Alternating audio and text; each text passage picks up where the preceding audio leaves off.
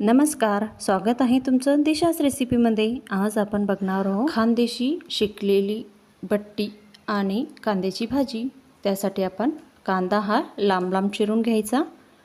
तो मिठाच्या पाण्यामध्ये आपल्याला 2-3 मिनिटे राहू द्यायचा आणि नंतर तो धुवून घ्यायचा आणि तो पाण्यात तसंच राहू द्यायचा।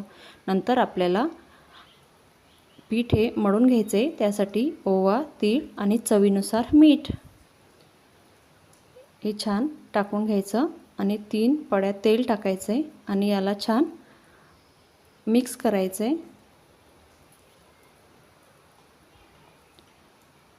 या पिठाला छान आपल्याला मोहन देऊन द्यायचं आहे। आता आपण यामध्ये थोडं पाणी टाकून हे पीठ छान मळून घेऊ। अशा प्रकारे आपल्याला पीठ हे मळून घ्यायचे। हे पीठ 10-15 मिनिटं असंच राहू द्यायचे। नंतर आपल्याला असे गोळे करून घ्यायचे। त्यामध्ये तूप लावायचं आणि असे गोल गोळे करून घ्यायचे। अशा प्रकारे आपल्याला सर्व गोळे तयार करून घ्यायचे। आता आपण गॅसवर ओव्हन ठेवून देऊ। त्यावर एक एक करून आपल्याला सर्व हे गोळे ठेवून द्यायचे। आता आपण यावर झाकण ठेवून द्यायचं। एका साईडने आपलं वरण सुद्धा तयार झालेलं आहे। आमच्याकडे वरण हे सिंपलच खातात। आता आपण चिरलेले कांदे हे शिजत टाकू। त्यासाठी गॅसवर कुकर ठेवायचं। त्यामध्ये तेल आणि हळद टाकायची आणि लांब चिरलेला कांदा हा त्यामध्ये टाकून घ्यायचा आहे। आता आपण यामध्ये तुमच्याकडे जर कैरी असेल तर कैरी सुद्धा टाकू शकतात, नाहीतर चिंच टाकायची।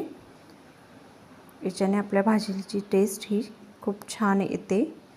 आता हे सर्व मिक्स करून घ्यायचे।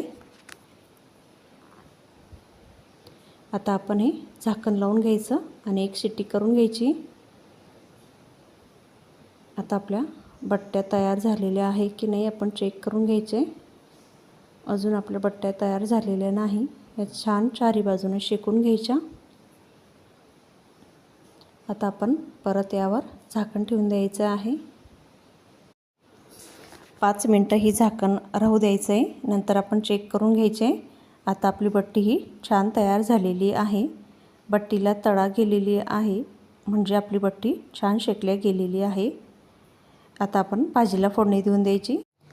त्यासाठी गॅसवर कढई ठेवायची। त्यामध्ये तेल टाकायचं, जिरं, मोहरी टाकायची आणि बारीक चिरलेला लसूण टाकून द्यायचा आहे। हा छान गुलाबी होऊ द्यायचा आहे। आता आपण यामध्ये कढीपत्ता पण टाकून देऊ। हे मिक्स करून घ्यायचं। यामध्ये आपल्याला आता हळद टाकायची, घरगुती गरम मसाला टाकायचा आहे आणि तिखट टाकून द्यायचं आहे। तिखट हे आपल्या आवडीनुसार टाकायचं आहे। आता आपण यामध्ये थोडं पाणी टाकून देऊ। आता आपला मसाला हा 2-3 मिनिटं असंच शिजू द्यायचा। नंतर त्यामध्ये आपले शिजलेला कांदा हा टाकून द्यायचा। कांदा हा तुम्हाला जर कुकरमध्ये शिजवायचा नसेल तर तुम्ही डायरेक्टली सुद्धा टाकू शकतात। आता ही भाजी छान मिक्स करून घ्यायची।